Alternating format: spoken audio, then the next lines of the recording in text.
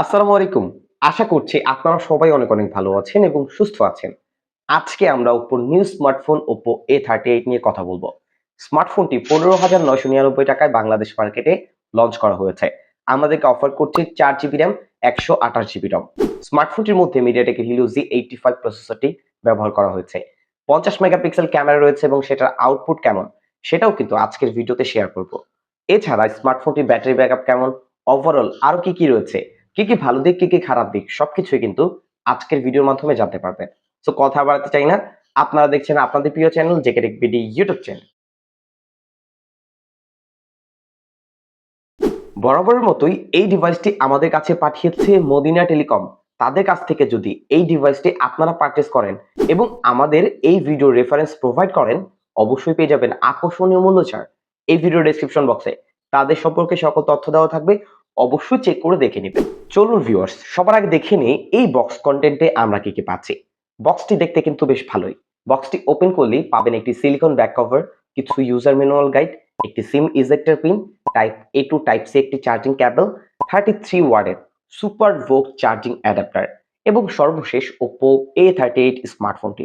Video শুরুতে আলোচনা করতে চাই এই স্মার্টফোনটার ডিজাইন এবং বিল্ড কোয়ালিটি নিয়ে। ডিজাইনের দিক থেকে আউটলুকটা কিন্তু বেশ ভালো লাগছে, যে কারো ভালো লাগার মতো একটি স্মার্টফোন। এই স্মার্টফোনটি আপনারা দুটি কালার ভেরিয়েন্টে পেয়ে যাবেন, যার একটি হচ্ছে গ্লোয়িং গোল্ড এবং আরো একটি হচ্ছে গ্লোয়িং ব্ল্যাক। দুটি কালারই অসাধারণ, তবে পার্সোনালি যদি আমি বলি, আমার কাছে গ্লোয়িং ব্ল্যাক কালারটা দেখতে বেশি ভালো লেগেছে। এই দুটি কালারের মধ্যেই ব্যাক প্যানেলে কিন্তু ম্যাট ডিজাইন ব্যবহার করা হয়েছে, সো যার ফলে নরমালি ফিঙ্গারপ্রিন্টের ছাপ যেমন পড়বে না এবং নরমালি স্ক্র্যাচ পড়ার সম্ভাবনা থাকছে না, তবে হেভি স্ক্র্যাচ পড়ে যাওয়ার সম্ভাবনা রয়েছে। সো অবশ্যই চেষ্টা করবেন এটার বক্সে যে ব্যাক কভারটি প্রোভাইড করা হয়েছে সেটাকে ব্যবহার করার। সেই ক্ষেত্রে স্মার্টফোনটিকে খুব ইজিলি সেফ রাখা সম্ভব। এছাড়া স্মার্টফোনটিতে রয়েছে সাইড মাউন্টেড ফিঙ্গারপ্রিন্ট সেন্সর। এটা কিন্তু বেশ ফাস্ট এবং অ্যাকুরেটলি কাজ করছে। এছাড়া রয়েছে ডেডিকেটেড সিমটা পয়েন্ট। সো দুটি সিম একটি মেমোরি কার্ড ব্যবহার করতে পারবেন। উপরের দিকে কোনো কিছুই থাকছে না, নিচের দিকে পাচ্ছেন 3.5 millimetre earphone port, primary microphone, type C charging port এবং বটম ফায়ারিং স্পিকার। স্মার্টফোনটির মধ্যে সিঙ্গেল বটম ফায়ারিং স্পিকার ব্যবহার করা হয়েছে, মানে ডুয়াল স্টিরিও স্পিকার স্মার্টফোনটিতে ব্যবহার করা হয়নি। তবে এটার সাউন্ড কোয়ালিটি সত্যি অসাধারণ। আপনি যদি এই স্মার্টফোনটি দিয়ে ইউটিউবে যে কোনো ভিডিও প্লে করেন, সেই ক্ষেত্রে কিন্তু 300% পর্যন্ত অডিও বুস্ট করবে। হ্যাঁ, এটার সাউন্ড কোয়ালিটি বাড়বে, বাট আমি সাউন্ডের মধ্যে কিছুটা ডিস্টরশন লক্ষ্য করেছি যখন 300% বুস্টে আপনি যে কোনো সাউন্ড প্লে করবেন। সো বিষয়টাকে আমরা অ্যাভারেজের কাতারে রাখছি, but single bottom firing speaker হিসেবে এটা কিন্তু ঠিকঠাক ছিল। স্মার্টফোনটির ওপরের দিকে কোনো প্রকার সেকেন্ডারি নয়েজ ক্যান্সেলেশন মাইক্রোফোন ব্যবহার করা হয়নি। এটা থাকলে সত্যি ভালো হতো। এটা যে ফ্রন্ট প্যানেল, সেখানে কিন্তু ব্যবহার করা হয়েছে একটি ইউ নচ ডিসপ্লে। এই স্মার্টফোনটির থিকনেসের দিক থেকে এটা হচ্ছে 8.16 মিলিমিটার এবং এটার ওয়েট হচ্ছে 190 গ্রাম। যদি এটার ওয়েট ডিস্ট্রিবিউশনের কথা বলি, ওয়েট ডিস্ট্রিবিউশন মোটামুটি ঠিকঠাকই আছে। পাশাপাশি এটা কিন্তু মোটামুটি স্লিম এবং এটা যে সাইজ, এটা একটা এভারেজ সাইজের স্মার্টফোন। সো সবকিছু মিলে যদি স্মার্টফোনটি আপনি ব্যবহার করেন, সেক্ষেত্রে দুই হাতে খুব ইজিলি ব্যবহার করতে পারবেন, কোনো প্রবলেম হবে না। সব মিলিয়ে এই স্মার্টফোনটার ডিজাইন এবং বিল্ড কোয়ালিটি আপনাদের কাছে কেমন লেগেছে অবশ্যই কমেন্ট করে জানাবেন। এবং আমি যদি আমার পার্সোনাল মতামত দেই, সেক্ষেত্রে বলতে হবে এটা একটা অ্যাভারেজ টাইপের স্মার্টফোন। ব্যাটারিতে ব্যবহার করা হয়েছে স্মার্টফোনটির মধ্যে 5000 এমএএইচ এর ব্যাটারি। এই স্মার্টফোনটি 5000 এমএএইচ ব্যাটারির সাথে আপনাকে একটি ফাস্ট চার্জারও প্রোভাইড করছে। হ্যাঁ, 33 ওয়াটের ভোক চার্জার। এবং এটা দিয়ে আপনি যদি স্মার্টফোনটিকে চার্জ করেন, সেই ক্ষেত্রে প্রায় 70 মিনিটের মধ্যে 0 to 100% চার্জ আপনাকে প্রোভাইড করতে পারবে। সো বুঝতেই পারছেন ফাস্ট চার্জিং একটা এক্সপেরিয়েন্স স্মার্টফোনটি আমাদেরকে প্রোভাইড করছে।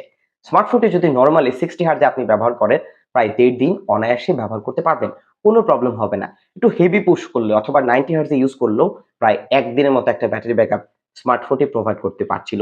পাশাপাশি স্মার্টফোনটির মধ্যে পাবজি লাইট, ফ্রি ফায়ার এই ধরনের গেমগুলো যদি খেলেন, সেই ক্ষেত্রেও 4.5 থেকে 5 ঘন্টার মতো একটা স্ক্রিন অন টাইম স্মার্টফোনটির মধ্যে পেয়ে যাবেন।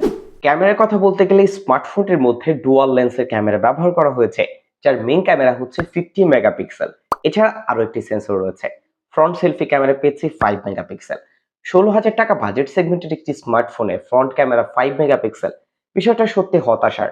যদি আমরা ক্যামেরা ইউআই ফিচারের কথা বলি, এখানে আমরা বেশ কিছু ফিচার পাচ্ছি, যেমন এখানে রয়েছে night mode, photo mode, video mode. ভিডিওর ক্ষেত্রে 1080 30 এফপিএস এ ভিডিও রেকর্ড করতে পারবেন, পোর্ট্রেট এবং মোর অপশনে আরো বেশ কিছু ফিচার রয়েছে। রিয়ার ক্যামেরা আউটপুট অনুযায়ী এটা ডে লাইট কন্ডিশনে মোটামুটি ইউজেবল ছবি পাচ্ছিলাম, ছবির ডিটেল কোয়ালিটি মোটামুটি ভালোই ছিল। পাশাপাশি এটা যে কালার স্যাচুরেশন, হ্যাঁ কিছুটা ওভার স্যাচুরেটেড, কিছুটা পাঞ্চি পিকচার প্রডিউস করছিল। সো যারা সোশ্যাল মিডিয়া রেডি পিকচার চান বা পছন্দ করেন তাদের কাছে এই বিষয়গুলো দেখতে ভালো লাগবে। এছাড়া এটার যে রিয়ার ক্যামেরা সেটার এজ ডিটেকশন মোটামুটি অ্যাভারেজ, তবে কিছুটা আর্টিফিশিয়াল মনে হয়েছে। পাশাপাশি ডাইনামিক রেঞ্জ, এইচডিআর ব্যালেন্সিং সেগুলো মোটামুটি ঠিকঠাক বলা যায়, তবে আরেকটু বেটার হতে পারতো। ফ্রন্ট ক্যামেরার কথা বলতে গেলে ডে লাইট কন্ডিশনে ভালো ডিটেল কোয়ালিটি ধরে রাখতে পারলেও লো লাইটে প্রচুর নয়েজ এবং গেইনের পরিমাণ বেড়ে যায়। এটা 5 মেগাপিক্সেলের সাথে খুবই স্বাভাবিক। ভিউয়ার্স, যারা ভিডিওটি দেখছেন এখন পর্যন্ত ভিডিওতে লাইক করেন, এখনই ভিডিওতে লাইক করে দিন। কমেন্ট করে আপনার যে কোনো পরামর্শ আমাদেরকে জানাতে পারেন। পাশাপাশি যারা এখন পর্যন্ত চ্যানেলটি সাবস্ক্রাইব করেননি, এখনই চ্যানেলটি সাবস্ক্রাইব করে আমাদের পরিবারের একজন সদস্য হতে একদমই ভুলবেন না। এবং হ্যাঁ, সবাই ফিলিস্তিনবাসীদের জন্য দোয়া করবেন, আল্লাহ যেন তাদেরকে হেফাজতে রাখে। 16,000 টাকা প্রাইস পয়েন্টে এই স্মার্টফোনটার ডিসপ্লে সত্যি কিছুটা পিছিয়ে রয়েছে যদি আমরা অন্যান্য স্মার্টফোন ব্র্যান্ডের সাথে তুলনা করতে যাই। কেননা তারা কিন্তু ফুল এইচডি প্লাস আবার মিডল পাঞ্চল ডিসপ্লে অফার করছে, বাট এই স্মার্টফোনটির মধ্যে আপনি পাবেন ইউ নচ ডিসপ্লে। স্মার্টফোনটির ডিসপ্লেতে ব্যবহার করা হয়েছে 6.56 ইঞ্চির আইপিএস এইচডি প্লাস রেজুলেশনের ডিসপ্লে, যার রেজুলেশন আমরা পাচ্ছি 720x1612 পিক্সেল, যার স্ক্রিন টু বডি রেশিও 89.8%। এখানে আমরা 90 হার্জের রিফ্রেশ রেট পাচ্ছি। এছাড়া স্মার্টফোনটিতে 720 নিটসের পিক ব্রাইটনেস ব্যবহার করা হয়েছে। হ্যাঁ, এটা ব্রাইটনেস সত্যি অসাধারণ। ইনডোরে তো খুব ইজিলি ব্যবহার করতে পারবেন, কোনো প্রবলেম নাই। পাশাপাশি শ্যাডো এরিয়াতেও ভালোভাবে ব্যবহার করতে পারবেন। এবং ডিরেক্ট সানলাইটে যদি স্মার্টফোনটি ব্যবহার করেন সেই ক্ষেত্রেও এটা ব্রাইটনেস জনিত কোনো প্রবলেম আপনি ফেস করবেন না। এছাড়া এটার মধ্যে কোনো প্রকার মিসটাচ বা টাচ জনিত ইস্যু পাইনি। এটার যে ভিউইং অ্যাঙ্গেল সেটাও মোটামুটি ঠিকঠাক রয়েছে। কন্টেন্ট ওয়াচিং এক্সপিরিয়েন্স অন্য সকল আইপিএস ডিসপ্লেগুলোর মতোই পেয়েছি। তবে আপনি যদি ব্রাইটনেস বাড়িয়ে দেখেন সেক্ষেত্রে দেখতে আরো ভালো লাগে। তবে এই স্মার্টফোনটির মধ্যেও আই প্রোটেকশন মোডটি রয়েছে। সো সবকিছু মিলিয়ে প্রাইস পয়েন্ট অনুযায়ী যদি এখানে একটি মিডল পাঁচল ডিসপ্লে অফার করা হতো, পাশাপাশি full HD plus resolution display আমরা পেয়ে যেতাম, সত্যি বিষয়টা অসাধারণ হতো। শুধুমাত্র এই দিকটাতে এই স্মার্টফোনটি কিন্তু পিছিয়ে রয়েছে। এবার আমরা কথা বলবো একটি স্মার্টফোনের সব থেকে ইম্পর্টেন্ট পার্ট, এবং সেটা হচ্ছে স্মার্টফোনের হার্ডওয়্যার সেকশন। স্মার্টফোনটি আমাদেরকে অফার করছে 4GB LPDDR4X র্যাম। আমরা পাচ্ছি 128GB রম, যা eMMC 5.1 স্টোরেজ টাইপ। স্মার্টফোনটির প্রসেসরে ব্যবহার করা হয়েছে মিডিয়াটেকের হিরো Z85, যা 12 নানোমিটার আর্কিটেকচারে বিল্ড করা একটি সিপিইউ।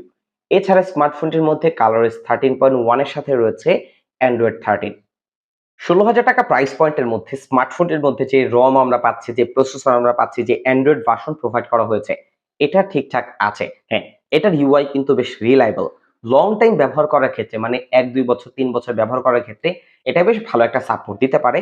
এটা কিন্তু আমরা বেশ কিছু ওপো স্মার্টফোনের ক্ষেত্রে দেখেছি।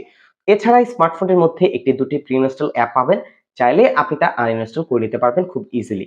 তবে 16,000 টাকা প্রাইস সেগমেন্টের মধ্যে এটার মধ্যে যে র্যাম আমরা পাচ্ছি সেটা কিন্তু কিছুটা পিছিয়ে রয়েছে। হ্যাঁ, দীর্ঘ কিছুদিন আগে আমি কিন্তু একটি স্মার্টফোনের রিভিউ করেছিলাম 16,000 টাকা প্রাইস পয়েন্টে ভিভো Y17s। সেটার মধ্যে আমরা পাচ্ছিলাম 6GB র্যাম এবং এখানে আমরা পাচ্ছি 4GB র্যাম। সেটার স্পেসিফিকেশন এবং এটার স্পেসিফিকেশন অলমোস্ট খুবই কাছাকাছি রয়েছে, বাট প্রাইস অনুযায়ী এই স্মার্টফোনটির র্যাম কিন্তু কিছুটা কম পাচ্ছি। এখানে অন্তত 6GB র্যাম হলে আরো বেটার হতো। স্মার্টফোনটির মধ্যে 4 থেকে 5টি অ্যাপ ইজিলি সোয়াইপ করে করে ইউজ করা যাচ্ছিল, কোনো প্রবলেম ছিল না। খুবই স্মুথলি এই স্মার্টফোনটি রান করছিল। তবে হেভি পুশ করলে মাঝে মাঝে কিছুটা ল্যাগ দেখতে পাবেন, কিছুটা অ্যানিমেশন ডিলেও কিন্তু স্মার্টফোনটির মধ্যে আমরা দেখতে পেয়েছি যখন অ্যাপ টু অ্যাপ সুইচ করছিলাম। পাশাপাশি এটা টাচ রেসপন্সে তেমন কোনো লেটেন্সি দেখতে পাইনি। স্মার্টফোনের মধ্যে আপনি 2D 3D এই ধরনের গেমগুলো ইজিলি খেলতে পারবেন। পাবজি লাইট, ফ্রি ফায়ার এই ধরনের গেমগুলো ইজিলি খেলা যাবে। তবে আশফাল 9, কল অফ ডিউটি হাই গ্রাফিক্সের যে গেমগুলো রয়েছে সেগুলো স্মার্টফোনের মধ্যে রান করার ক্ষেত্রে মাঝে মাঝে ল্যাগ, ফ্রেম ড্রপ দেখতে পাবেন খুব ইজিলি, যা এই প্রসেসরের সাথে খুবই স্বাভাবিক। তবে আবার বলছি, এই প্রাইস পয়েন্টে তারা যদি 6GB র্যাম প্রোভাইড করতো তাহলে কিন্তু বেটার হতো। ভিউয়ার্স, 16,000 টাকা প্রাইস পয়েন্টের মধ্যে এই স্মার্টফোনটির ভালো কিছু দিকও পেয়েছি, পাশাপাশি স্মার্টফোনটির মধ্যে বেশ কিছু ড্রব্যাক পাচ্ছে। যেমন সেকেন্ডারি নয়েজ ক্যান্সেলেশন মাইক্রোফোন এখানে ব্যবহার করা হয়নি। সিঙ্গেল বটম ফায়ারিং স্পিকার ব্যবহার করা হয়েছে, এখানে ডুয়াল স্টিরিও স্পিকার হলে আরো বেটার হতো। এটার ফ্রন্ট প্যানেলে বা ডিসপ্লেতে আমরা পাচ্ছি আইপিএস এইচডি প্লাস রেজুলেশনের ডিসপ্লে, আবার এটা একটা ইউ নচ ডিসপ্লে। স্মার্টফোনটির ফ্রন্ট ক্যামেরা পাচ্ছি 5 মেগাপিক্সেল। এই বিষয়গুলোতে কিন্তু স্মার্টফোনটি পিছিয়ে রয়েছে, পাশাপাশি র‍্যামের দিক থেকেও পিছিয়ে রয়েছে।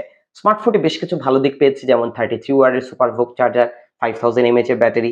এটার sound quality single bottom firing speaker হিসেবে বেশ ভালো ছিল। ওভারঅল স্মার্টফোনটার ডিজাইনও বেশ ভালো। সাইড মাউন্টেড ফিঙ্গারপ্রিন্ট সেটাও কিন্তু ফাস্ট এবং অ্যাকুরেটলি কাজ করছে।